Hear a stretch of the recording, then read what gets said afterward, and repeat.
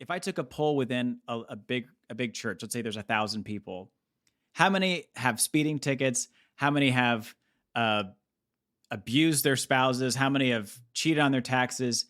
I bet those stats would look identical to if you just polled 1,000 people at random in the city. Yeah. And it doesn't make sense. And then the argument's always, well, Christians aren't perfect. We're just like you and me. But it's like, then what's the point? If your works aren't changing after it, then what are we doing? It's selfish to me, is that argument, is because they're saying, well, it's just about me getting into heaven, but I know I'm not perfect. Yeah.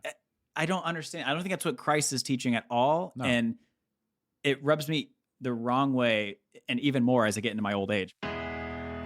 Dearly beloved, welcome to the Unblessed Podcast, where we inquire and exposit the mysteries of that ancient text, that good book itself, the Holy Bible. We are not theologians nor historians. We are but armchair philosophers who spent years in seminary or on a church staff and have since departed to make our own way. We invite you now to read, think, and laugh with us as we dive deep into the denominational doctrines of the divine in the Unblessed Podcast.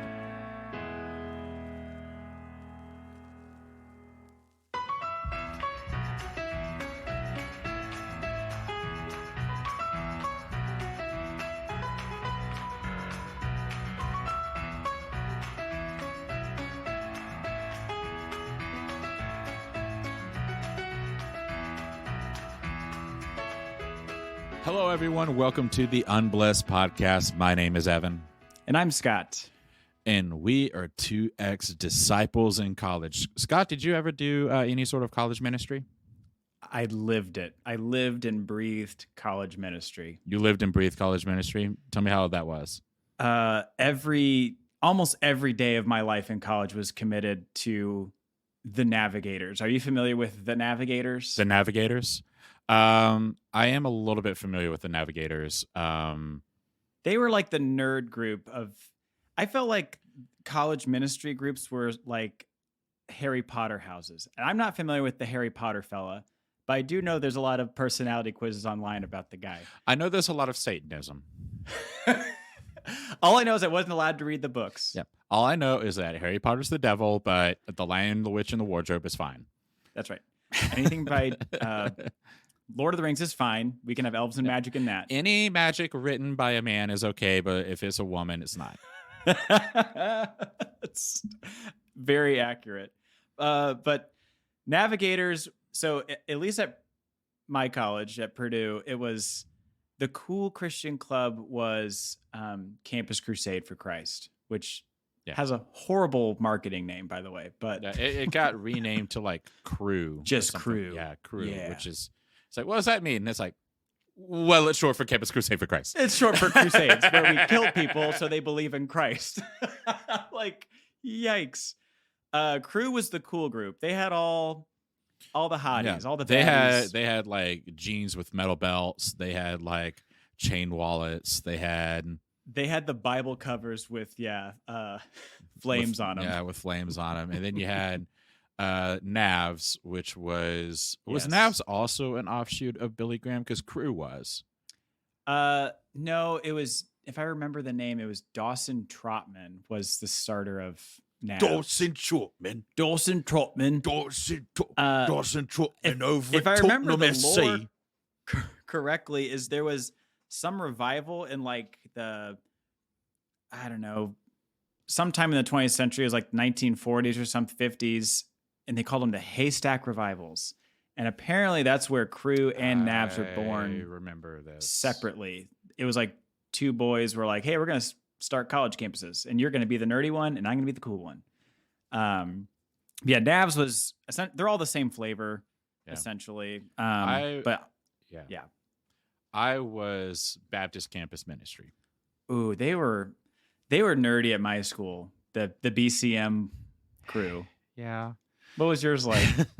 I think so. We would have a lot of people that like went to Baptist churches when they grew up, and our attendance would be pretty good at the start of a semester, and then people would figure out like, oh, these people are like Baptist, and then they would like peter out, And so we had like a lot of like different Baptist churches that actually did their own campus ministry. Like while we were there, my church formed its own college ministry outside of the BCM, but I was more plugged in with the BCM than I was anything else. But you also had Calvary Baptist did the Well on Wednesday nights. Sick. First Baptist had Epic on Tuesday nights. And so when we were trying to think of how we were trying to think of our like Wednesday night service name, which we ended up with like just Wednesday night or whatever. Yeah, I know. We just could think. I was like, why don't we call ourselves the Cistern? Oh God, the Cistern. A buddy of mine was like, let's just be honest. Let's call ourselves the Better Well. Yeah. You know, there was such a weird rivalry between all the campus ministries. It's true. Yeah. I remember I was approached by, I went to this church for a few years at Purdue, and I remember having a conversation with the pastors about my involvement with NAVS. And he was like, why do you do NAVS? And I was like, because it's fucking cool. I don't know. He was like, fair point. But he was like, why don't you get involved with, we have a church college ministry, and I think you should be part of that because it's tied to a local church, and NAVS doesn't have any church ties to it. It's just a ministry. Yeah. And he brought up a good point, because I was like, that is a good point, because I think at that time in my life, I thought it was very important to get tied into a local church, and you need to make sure that as you're discipling people, they should be going somewhere to spend their money. So for a while, I debated leaving NAVS, but I ended up sticking around because NAVS had more people and more stuff to do than just like sitting around the fellowship hall of a church once a week. Yeah. So, but did you have rivalries at college between your? No, yeah, ministries? I remember like trying to recruit people to come to Forest Lake. I probably shouldn't name them. Oops. Too late. What are they gonna do? Sue me? I remember trying to recruit people to Forest Lake, and people would be like, "Well, I like Emmanuel more, or I like First Baptist more, or I like this more, or whatever." Or like, I'm just gonna drop them all: North River, Northridge, this, that, or the other. The Cistern, Alberta, lots of different Coling, lots of different church names. Really, they were just regional. There was nothing like special. Yeah. I think Capstone Community might have been one, but like I remember being like almost like a football recruiter. Yes. For like churches. I was just like, all right, I'm going to meet people at the BCM, and I'm going to see who I vibe with, and I'm going to take them out for like lunch or dinner or whatever, like go out for a coffee and, get to know them a little bit more, get their story. And I'm going to be like, hey, go ahead and get another steak there. Go on. Yeah. Why don't get you some come ice cream? Yeah. Why don't you come to church? Hey, I'm paying, something like that. Like, why don't you come on to church this Sunday morning and just see what it's like?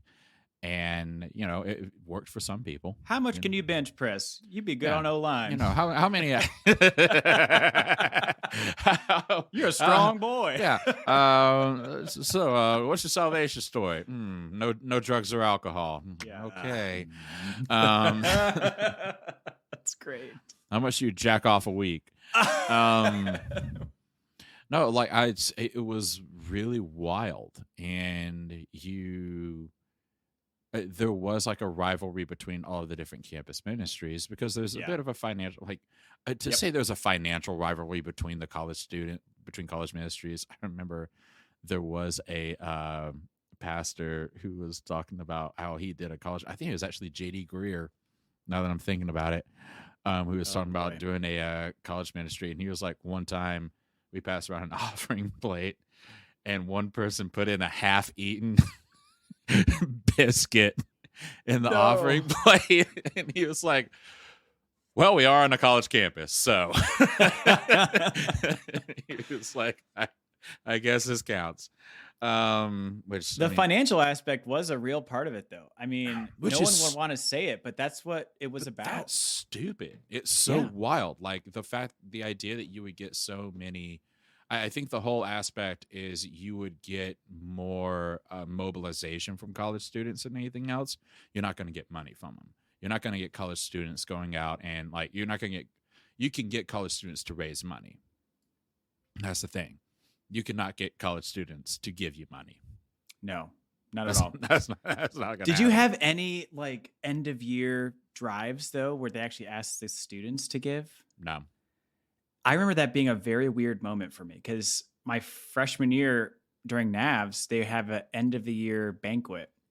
And I went to it just thinking it was like, oh, we're just going to reflect on the year and like talk about recruitment efforts next year. But then they asked every student, they're like, but before you go, we really want you to pledge money for, a one-time gift to help the ministry. I think that's because both the BCM and any college ministry I was plugged into was church funded. Oh, so yeah. See, And so- NAVS and and- Crew yeah. are all just Yeah. Oh, yeah. Crew. I looked into being a part of Crew when I was in Indianapolis, and their whole thing was you had to raise money. You had to raise the money that would be your salary. Absolutely. You are fundraising your livelihood. And that's why they're so intense with recruiting kids and talking to their parents. Yeah. So they can It's- get mommy and daddy's money. It's insane. It's insane. Yeah. Well, speaking of college, Yes, Jesus. Evan and I watched a college movie, a college flick. So deplorable, so upsetting. I gave my life to Christ after the movie just so I wouldn't have to watch another one of these movies. Evan, what movie did we watch? It has a 1-star rating out of 10 on IMDb. It's called Gramps Goes to College. It is available for you to watch on YouTube for free. It's not like you have to buy For it. free. You can look it up right now. You can watch it as soon as you're done with this podcast or while you're watching this podcast. I don't give Yeah. a shit. Go ahead. This guy, Donald starts- James Parker. he starts out lifting weights in the weight room with this guy who's doing an eternity amount of reps on a machine. It's just the whole fucking thing. And Gramps is just, he'll do like 3 bicep curls and then continue to talk. And then he'll do like 6 and then continue to talk. And I'm not saying that I'm not saying I'm a gym rat, but like, don't you need some kind of consistency there? Like, it's not like he's busting it and it's like, okay, I got my 7. I got to complete like 1, the next 3. 2. It's just like, oh yeah, well, all these colleges nowadays, they're just teaching kids like what to think and not how to think and this, that, or the other. And he's the most bullyable old man I've ever seen in my life. Yeah, he's And- insufferable. He goes and enrolls, he enrolls in college and he enrolls in, and he gets to the dorm and he's like, hi, can you tell me where the dorm is? Like, oh, is this for your son? He's like, no, it's for me. Why wouldn't you Duh. think it's for me? And it's like, because you're 70 fucking years old, you douchebag. Yeah, he lives in the dorm with a college freshman who is a budding young Christian. And we won't go through the entire movie plot, but the main plot is that he has beef with the college system teaching evolution mainly. That's his number one beef, is the biology teacher, who he's sexually charged conversations throughout the whole movie with the biology professor.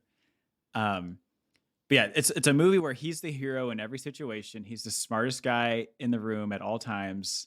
He has no And- flaws. No flaws. And he Oh. can be a dick, but he's right each and every time. I don't think I can piece together the plot because it just kind of jumps around.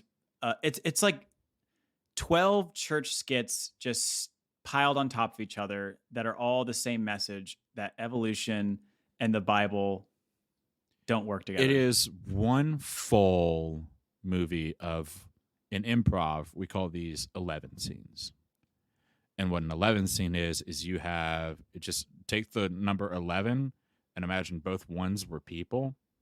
And that's all they do in the scene is they stand there and they talk to each other. Nobody's actually doing anything in any of these scenes. No. There's no like, There's no action. oh, Nobody's like someone's getting lunch ready cooking. or Yeah, nobody's walking getting somewhere. a lunch tray. They're just sitting. And I think the big thing is I can't remember if it's called ADR or whatever, but the entire movie is dubbed with no background sound. And when people are off screen shouting at them, being like, "Hey, that's that nerd. That's that Christian nerd." It is dubbed over. It is dub audio, and you can hear it. It's so, the whole movie is so bad. And there is a great part in the middle of the movie where there's a chess match.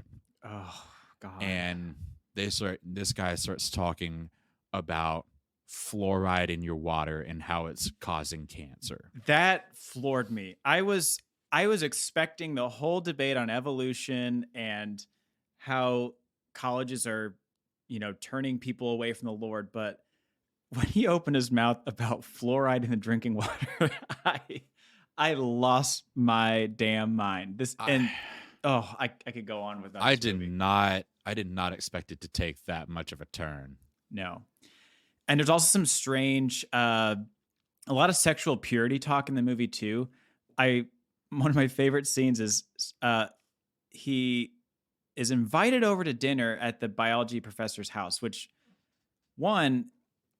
up until that point, he's nothing but just a prick to her. He just is combative. He's argumentative. He's not charming at all. Yet she is somehow wildly and just head over heels attracted to him. So she invites him over for wine and dinner. He refuses wine because he's a man of the Lord. And he has this amazing line. It just seems strange to me that we would ferment fruits and we're perfectly fine ingesting them, but when vegetables go bad, we throw them out. Yeah. It's like, you dummy. Guess we can't have anything nice in this world. Yeah. But my favorite part is they sit down for dinner and she takes her blazer off and she has a long sleeve dress on with maybe a centimeter of neckline and cleavage showing. And he turns his face away from the table and goes, I have a surprise for you. I'm going to lay it on you. And he puts her jacket back on her. And he says something like, I'm trying to keep my sainthood. Like, he says, intact. Don't you want me to look at your face when I'm talking to you? Oh. And somehow she finds this like insanely attractive. Like she keeps pursuing him the whole movie. I'm convinced it's just his wife in real life and she's signed up for this horrible movie. But yeah, the sexual purity stuff, there's a lot of undertone of repressing your sexuality. There's like a scene in the beginning where there's like two college girls that move in together and one's the slut and then one's the good Christian girl. One's the slutty senior who used to be a Christian, and the Gramps at some point is like, I think God used to know her. I have a feeling. I think God used to know her. But she moves in with this girl who is just, a Bible believing fucking nerd. And like all these, like it cuts to the senior talking with all of her friends and they're like, well, you're gonna corrupt her because you used to believe in all that stuff. Then we took you to one party and it was bottoms up. Like it's oh my God, like these movies are so great because it's like watching a movie where aliens studied a little bit about humans and then decided to make a movie about humans. It absolutely. It's like if someone has never stepped foot on a college campus, or I would even say any public area in their life, and decided this is how humans interact, and they made a movie. Oh yeah. It follows the exact trope of a science class. Yep. The professor gets up and goes, who here believes in God? Well, you're not going to believe in God by the end of this semester. The exact same plot of God's Not Dead, Part 1. Oh, it's like a shittier God's Not Dead. Yeah, at least God's Not Dead had Kevin Sorbo, which was a little bit of eye candy for the movie. And he's a good actor. Yeah. I'll give him that he sells it as much as he can. The dialogue sucks, but at least Kevin Sorbo can act with his eyes and his body a little bit. This movie is just puppets coming onto screen. It's like Rod and Todd from South Park. Oh my God. It's so... At every part of this movie, there's not a good part. There's not a part that I was like, this person's a fine actor or this person's like got something going for them. No, everybody sucked actual ass. I would believe that. I will end with this.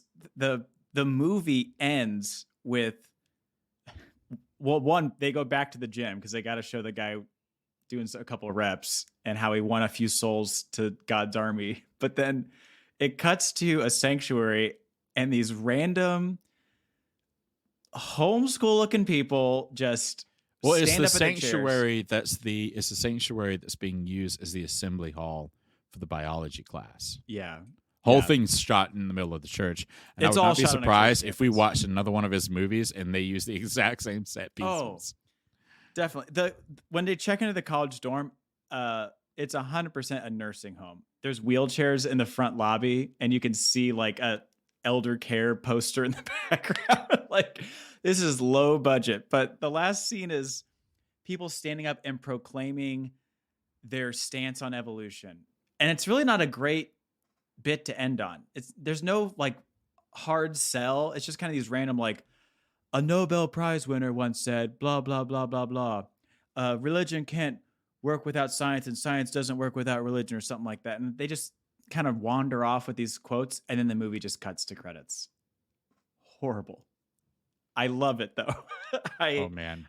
I am eating it. And I just found out this morning that there is an entire channel on YouTube. It's just called Christian Videos. And I thought it was a parody account, but it's a real guy. He just posted yesterday.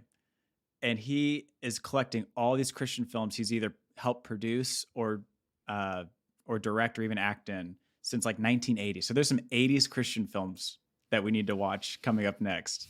But they are absolute ass on video. Actually, an ass on video would have been more entertaining. I would have watched an hour and a half of just ass over this goddamn movie. Oh my God. All right, I got to stop talking about this one. Well, speaking of ass, tell us, Evan. today we're going to be talking about forgiveness. Forgiveness. Forgiving that ass.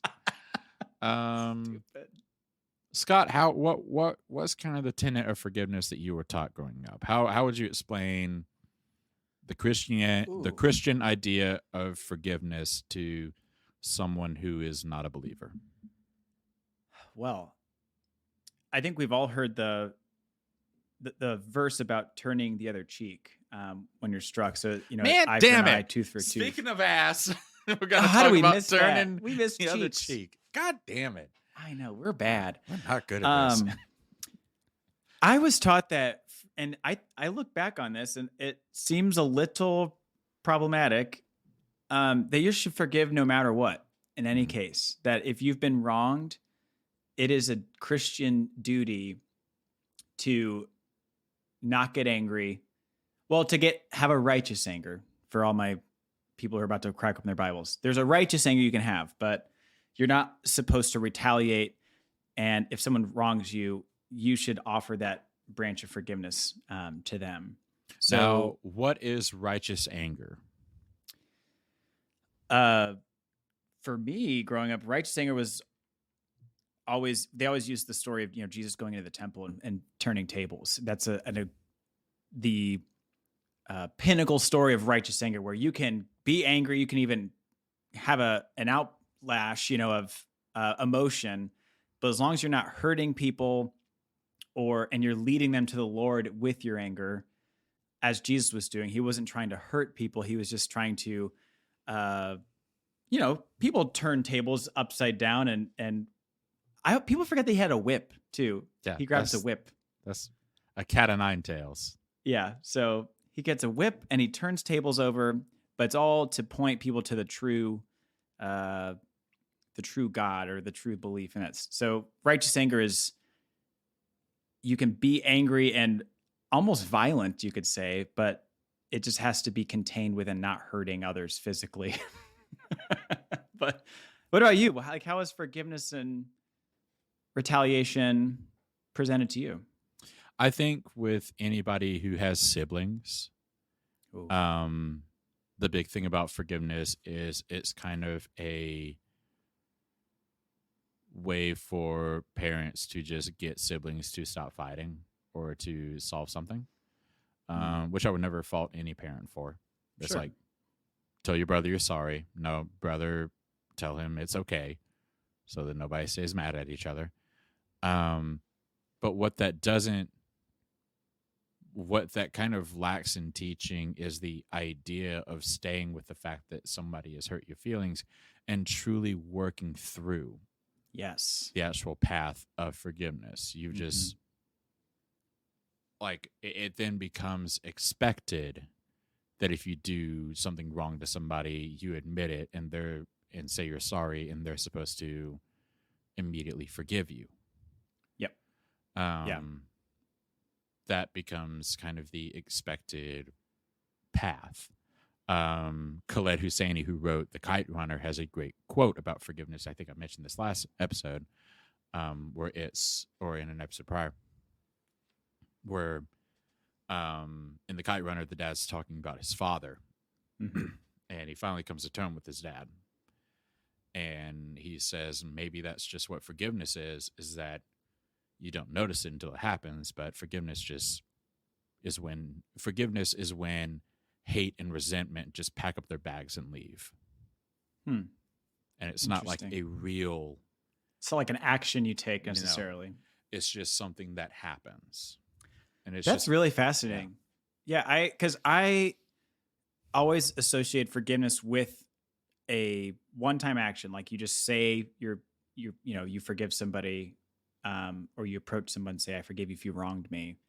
But I never thought about it in the context of it creeps up on you, or that it's more, I don't say a state of mind, but it's something you can enter once you've reached a certain place with somebody of like, okay, I can forgive them. Because that's what sat a little uneasy with me, is that it feels disingenuous. I think looking back, I remember times where I would just say I forgave somebody if they wronged me, or I even remember seeing other people get wronged horribly. And maybe you might see like a courtroom scene of someone. I remember seeing videos like this where someone might have killed someone's son or daughter, and they say, well, I just forgive you, because I'm a Christian. But it feels so disingenuous, because it doesn't feel like surely there's no way they are over that in that amount of time. And there's no way that you can say that with a confidence that you have truly forgiven them and moved on. Because I don't think it's just a matter of saying you're forgiven. It's like you were saying, it's something that you have to, that resentment is gone. And that is forgiveness. And that's where, and maybe it is something you actively work towards. Maybe it's something that you work on, and maybe it's just something, or maybe it's a matter of just dealing with it. Yeah. And then you get to the point of where you have ended dealing with it. We all have family situations that are severe and sometimes dark. And there's a family member in every one of our families that has done something to ostracize the rest of us. Yeah. And I think it's a real thing to sit there and be like, I don't think that I'll ever forgive this person, nor do I want to. Yeah, that's a really good point of that struck a chord. You had to want to forgive people as a Christian. And that was tough, because there's times where you just did not want to forgive somebody because they hurt you and they weren't willing to say they were sorry or approach you and try to make it right. Yeah. But the ball is always in your court to forgive and get over it. And I think it sets up particularly children with a mindset of that it's on them at all times to make a situation right. That if someone wrongs you, that you have to be the bigger person and forgive and get over it. And that's a novel idea to teach, because at the same time, like, your brother accidentally hits you with his bicycle, while you're out like riding bikes.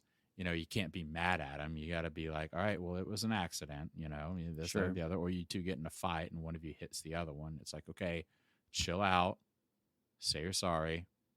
Okay, do you forgive him? This, that, or the other. But the idea that you should forgive somebody who has actively harmed you or your family, Yeah.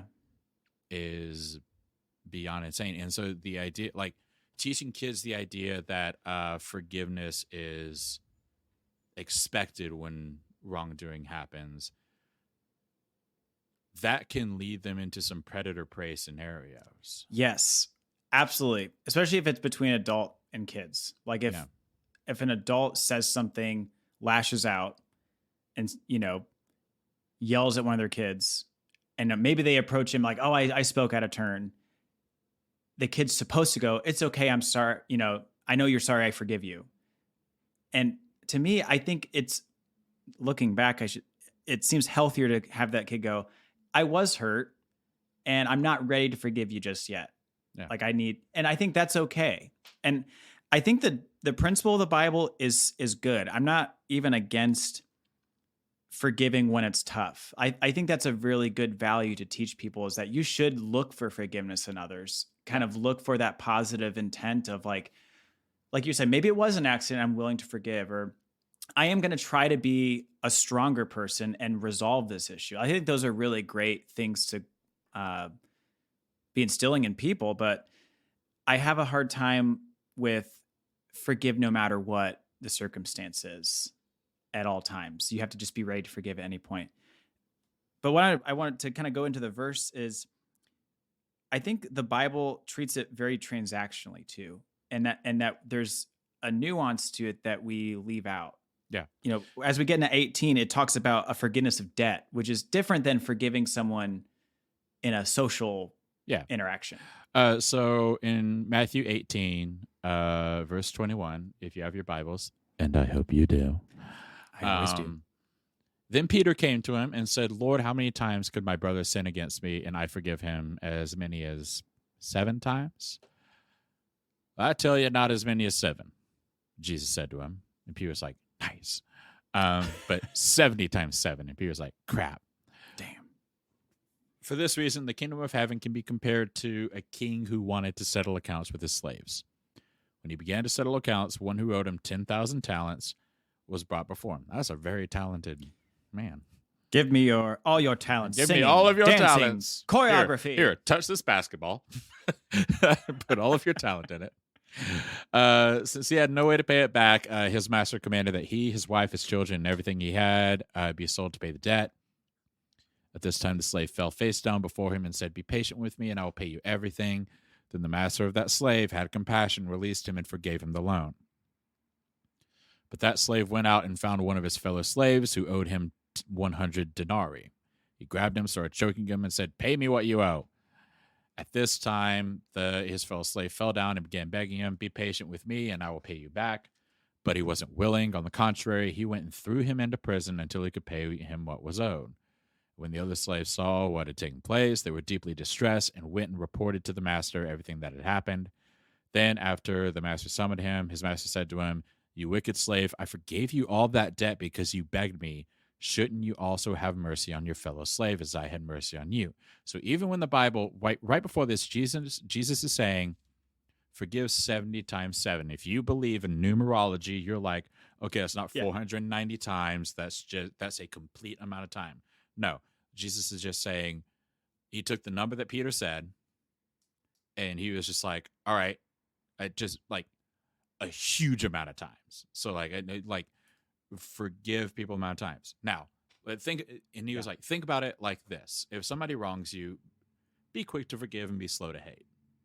Yeah. But if they still fuck you over, or if there's like, don't be this like walking doormat around the world. Yeah. That's how I'm taking it. Because he says, and his master got angry and handed him over to the jailers to be tortured until he could pay back everything that was owed.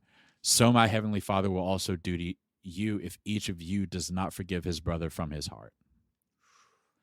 I remember, I can't remember if I preached on this verse, but I loved this parable for one of the reasons. In 23, 24, and 25, they talk about how much is owed. And to break that down, so the first king, his servant owes him, says 10,000 talents, which is about 20 years' wages. So a lot of money, basically like a lifetime's worth of work of money that he owes his king. King is compassionate and forgives him. And so the whole point of this parable is I think it gets lost in we don't know how much these monetary values are. We're like, what's 10,020? And I have no idea. So if it was like a modern day English version, it's like, okay, so there's one man who has a lifetime amount of money that he owes. And then he turns around and it says he owes him, 100 denarii, which is about, they say 20 weeks worth of wages. So it's still like a significant amount of money. And this is what I always preached about was, this person was still wronged pretty significantly. It's not like it was one day's wages. It was 20 weeks worth of wages. So racked up quite a bit. So to me, he has every right to still be a little like, hey, you owe me a good chunk of change and I need my money. So it's fascinating looking at this where as a kid, I'd read this verse and think, oh, it's just like a couple pennies, like big deal. Like, no, it's still significant value. And Christ is saying you still have to forgive, even if it's because of the great forgiveness you've been experienced. So that to me gets lost just through translation, but I find it fascinating that we're still called to forgive greatly in these situations. I was going to ask, in light of this parable, do you think that this parable is teaching the right thing? I think overall, this is it's a good concept. I think it talks about knowing where you came from and gratitude. So in situations where if you're going to be angry, just remember how others maybe have been good to you. There's a quote I really like saying nowadays is that gratefulness can pull you out of any bad situation.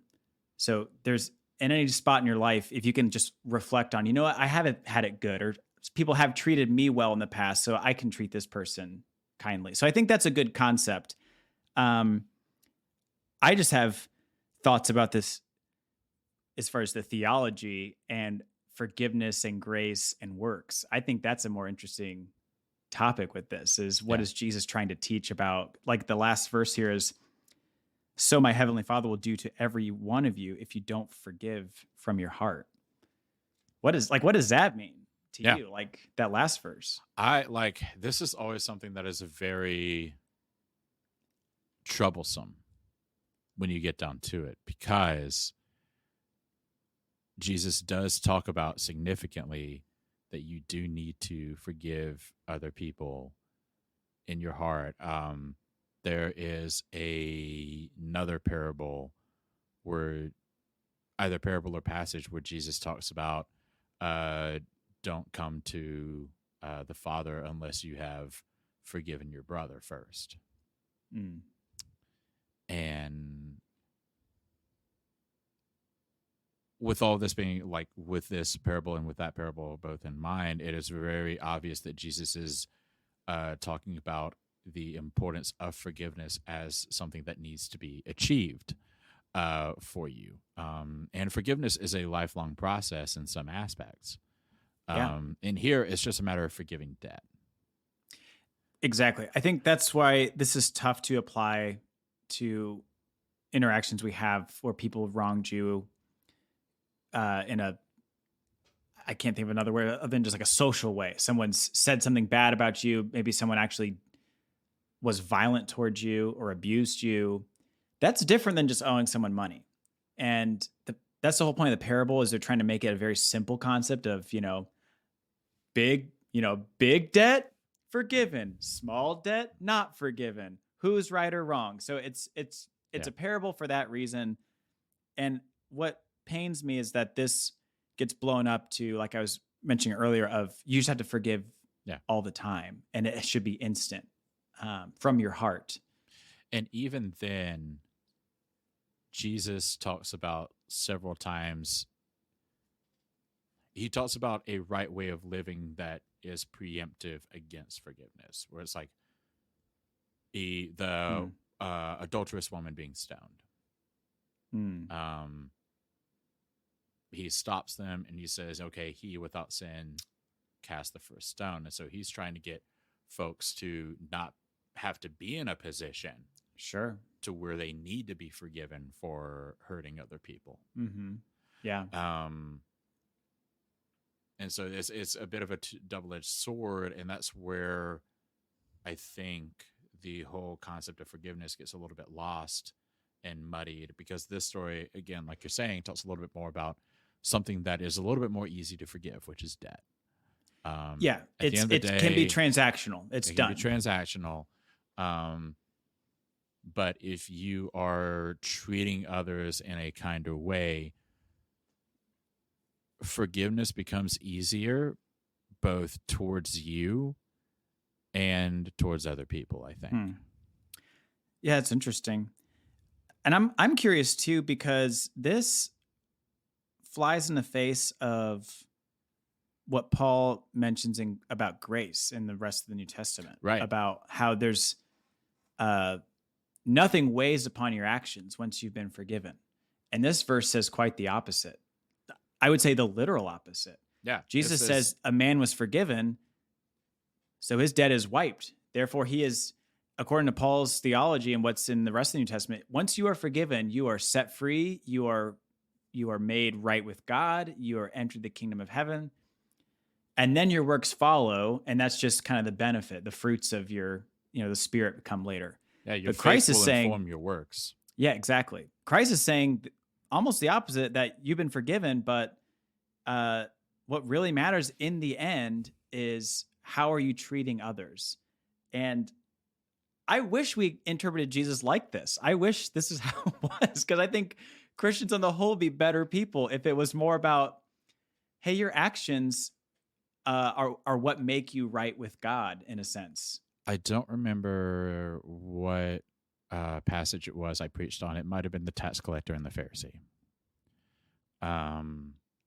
But one of my points in it was, if your belief system, if your worldview, if the way you believe in Jesus does not inform you on how to treat your neighbor better, you have a false religion.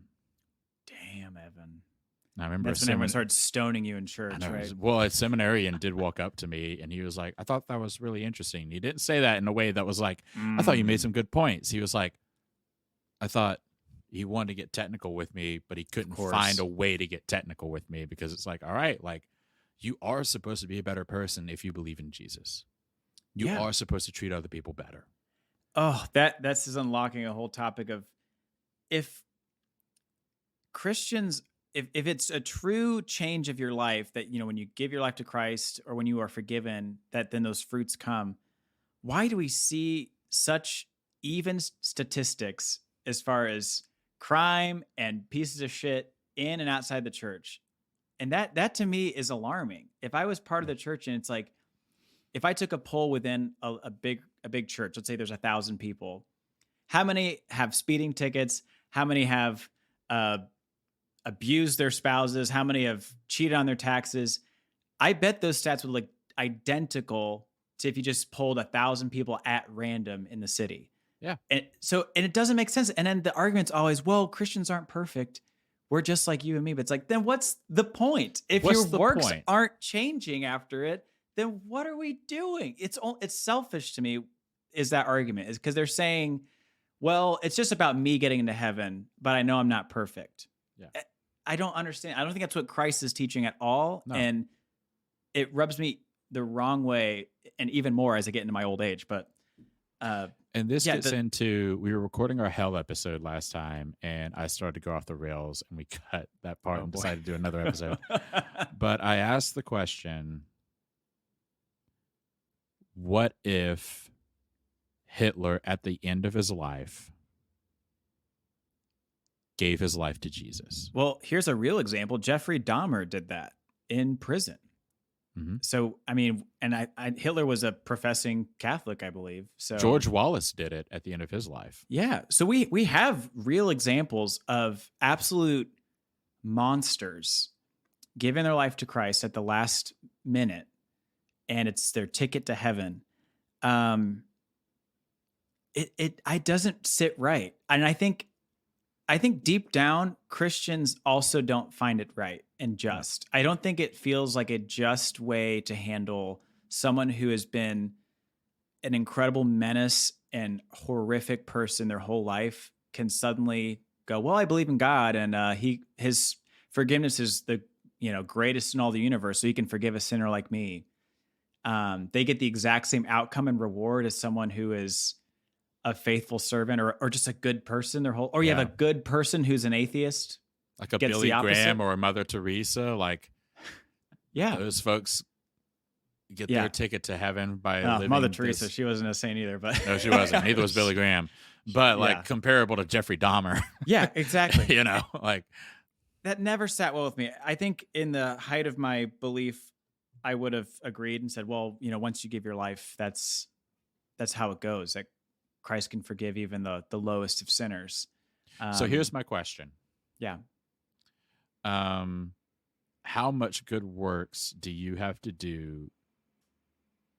How much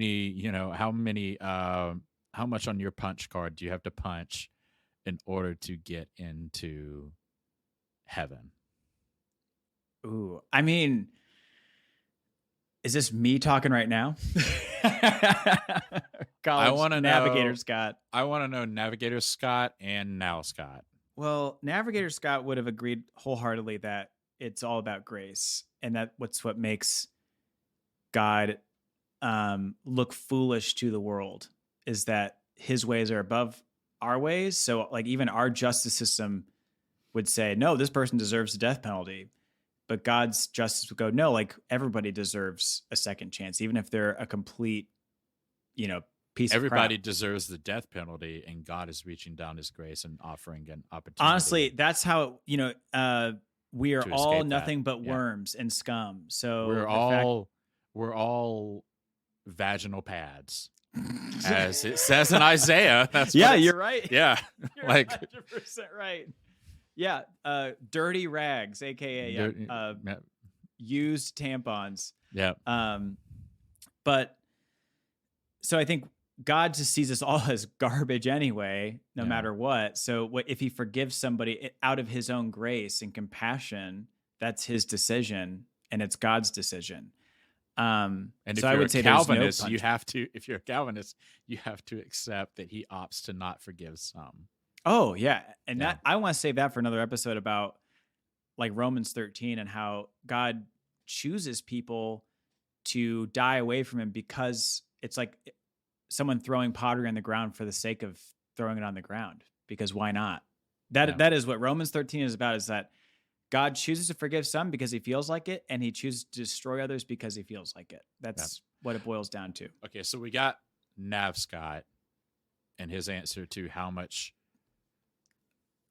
works is required to get into heaven. What is current Scott? Well, I would say one, heaven's not real, but I suppose if I was saying it's a real place and I'm kind of following the themes of the Bible, I would argue that you have to show that fruit of salvation. And so if someone's on their deathbed and they've been a piece of shit their whole life, how do they show that spirit of salvation? Yeah. And I don't think there's a good answer for it, because I'm thinking about like Jeffrey Dahmer. I'm sure he was sincere. I don't doubt that he was probably sincere in that cell, that he gave his life to Christ. But but is it more just that God lets him in with all the other saints, or is it more just for God to say, too little, too late? Yeah. To me, it seems that there should be a special place in hell for him. And that's my problem with heaven. So we talked about hell in the last episode, and we talked about the problem of hell. But the problem of heaven and the problem of the doctrine of heaven, as far as Christianity goes, especially Protestant Christianity, is that anybody can get in as long as they confess with Jesus in their heart and in their mouth that Jesus is Lord. And you have this unique ability to include everybody. It doesn't sit right. I can't imagine serving my whole life and following the tenets of the Bible, and you get to heaven and you get to handshake Jeff Dahmer at the gates because didn't think I'd see you here. Didn't think you were at this party. It just doesn't feel right. And I think, and I go back to saying this, I've been saying this all the time, but it just feels disingenuous that you really believe that's what's going to happen, that you really think someone like Jeff Dahmer is going to get the exact same reward and outcome as somebody else that is a genuinely good person. It doesn't sit right. And I think people know it doesn't sit right, but they have to push the agenda forward of grace covers everything. So we run into problems. Yeah. I'll say this. I don't think I ever believed in Satan, like as a kid. I think it was always ridiculous. I think I certainly did. Yeah, we know. I think as far as like hell goes, like the closest I ever got was when I found that fake website about a communist thinking he discovered hell. He dug a hole in his yard, saw fire. Something like that. I think heaven, I always had a belief in. And I think even to this day, when I'm sitting down and talking about it, it's not a right concept in my brain. I think it makes more sense for there to be a hell than a heaven. Interesting. I think it's easier to prove that I think it's easier to prove that, Mr. Rogers should be in hell than it is for Hitler to be in heaven. Sure. I could give you that. To me, the rules of, if this is God's world and he just wants to send people to hell no matter what, then that's his decision. But don't say he's a just God because he's bringing people into heaven that I don't think deserve it. That's like, an interesting point. Why now does he get to, God, I'm stumbling over this. Yeah. Why does Jeffrey Dahmer now get to be in the same buffet line as the people he killed? Yeah, it doesn't sit right. And you can sit there and be like, well, God's ways are not our ways. We have a flawed view of justice. Fucking fine, but like read the rest of the Bible and read how Jesus approaches justice. Read how, in some aspects, God approaches justice. Like, if you believe that God is a just God and you believe he's always looking out for the meek, and if you believe that like the Beatitudes talk about blessed are the meek, then you need to have some kind of, and you believe that God is not totally absent and ignoring this world. Yeah. Then you need to have some kind of idea that God would not allow somebody into heaven that just says that they want to go. Yep. It feels selfish that I remember thinking through some of these scenarios in my brain as a kid, before college and everything, of, man, what if I could just, I know Paul addresses the New Testament before people get after me, but what if I could I'll just sin as much as I can now, and then I'll just pray to God, when I'm a little bit older. I remember thinking this is a funny personal thought I had one time, was like, maybe I will just like be a bad boy. Maybe I'll just go do drugs. Maybe I'll be, loosey goosey, and I'll go everywhere I want to go and do whatever I want to do and live the funnest life ever. And then I'll just ask for God's forgiveness. Maybe like 10 years. Not too late, because I don't want to wait till I'm like 80 and accidentally get hit by a car and I didn't pray in time. But maybe I'll just give like a 10-year vacation from God, and then I'll pray about it and make it right. That doesn't feel right, because at the core of that, what you're saying is, and this gets into a whole argument about when people say, well, there's no morals without God. There's no morals. I know Penn Jillette has a great quote about morality in the Bible, saying, I have raped and killed exactly the amount of people I've wanted to rape and kill in my life apart from God. And that is 0. I've never wanted to do those things. And I think that proves the point, is that we should be able to do whatever we want outside the Bible. But if you want to do those things, if you want to hurt people, you have a bigger problem. Like if the only reason you're not hurting others is because you have an eternal reward waiting for you at the end of your life, that's not good. That's not a genuine faith and genuine good person. That's someone that's just being reactant, to their surroundings. And I would go so far as to argue that, like, if you want to say that being around church and being around Christians puts you in a place of better morality, that's not true. That is categorically not true. The Southern Baptist Convention covered up over 700 counts of sexual abuse. Yep. Yeah. There's categorically, it's safer to just not go. Yeah. You have like, or at the very least, it's the exact same risk. In both, these men were dressed in tuxedos and not dresses. Yeah. they weren't having big old drag shows in front of you. They were dressed as pastors in the pulpit. Absolutely. Well, Evan, what's your final thought on Matthew 18? I think it's complicated how simple it is. Yes. Like, I think forgiveness, again, is something that's very complicated and something that you have to go through your whole life wrestling with and dealing with. Maybe you get to that point, maybe you don't. And I think in either case, it's fine, as long as you're kind of on the right side of it. I think in this case, I think maybe in this time period, there was a lot of financial debt being thrown around between a lot of folks. And that's really what the question was, is should I forgive my brother his debt? And it's like, sure. I mean, yeah, like, aren't your family kind of deal? Mm-hmm. That's kind of what Jesus was throwing back to Peter in this moment. Yeah. But it shouldn't be lost on us that Jesus's other teachings are like, hey, just like, don't put yourself in a situation where you need to be forgiven a big sin. Yeah. Like, don't put yourself in a situation where you are going to be a dick.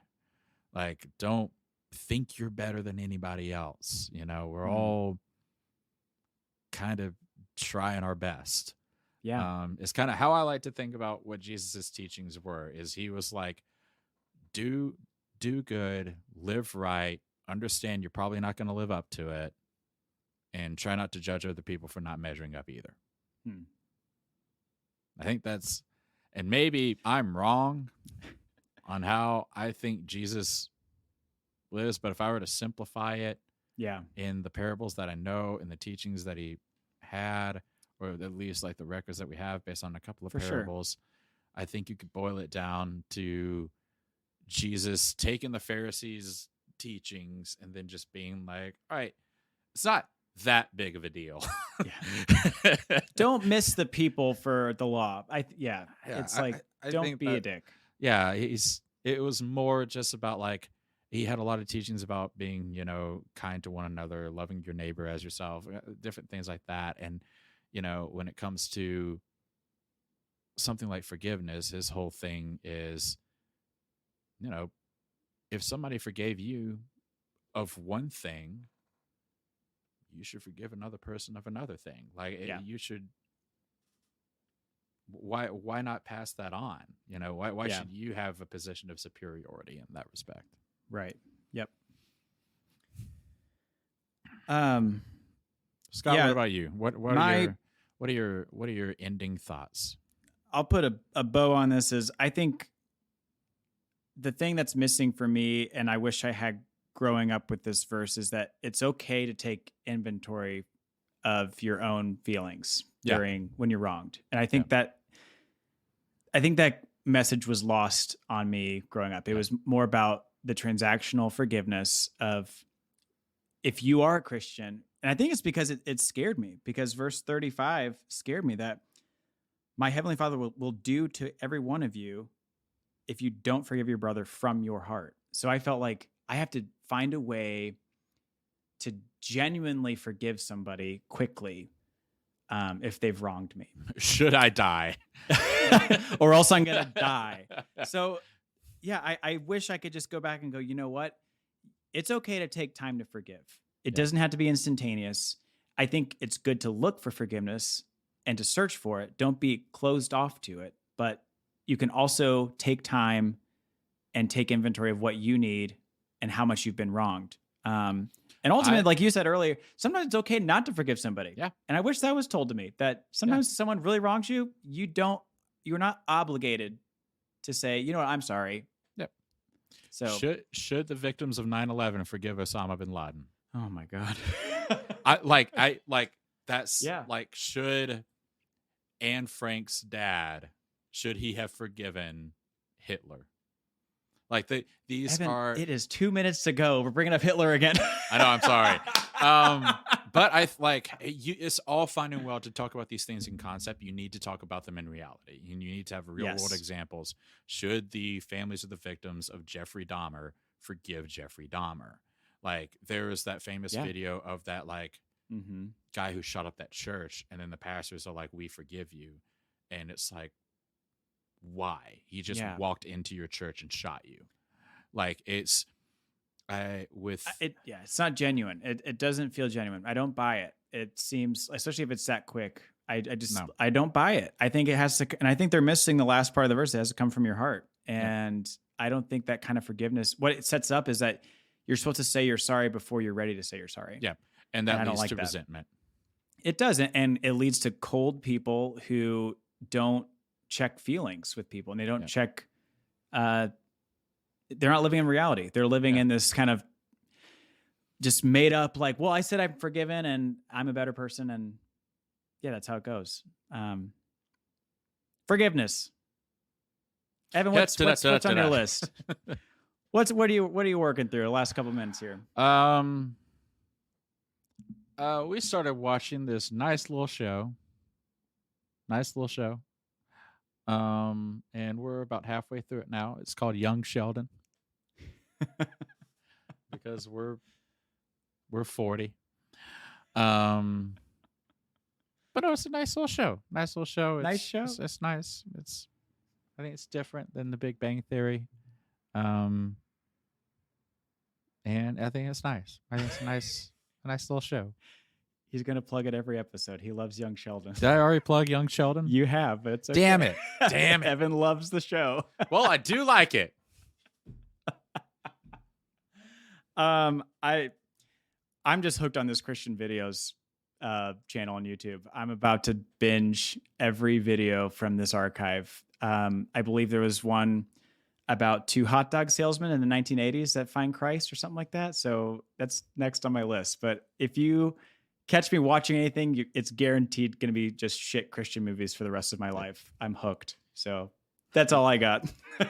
Thank you, everybody, for listening to our episode today. We really appreciate it. You can find us on Twitter, TikTok, Instagram, and YouTube at UnblessedPod. You can also email us at unblessedpod@gmail.com. Thank you again so much for listening. We really appreciate it. And without further ado, my name is Evan. And I'm Scott. And don't forget to close your Bible.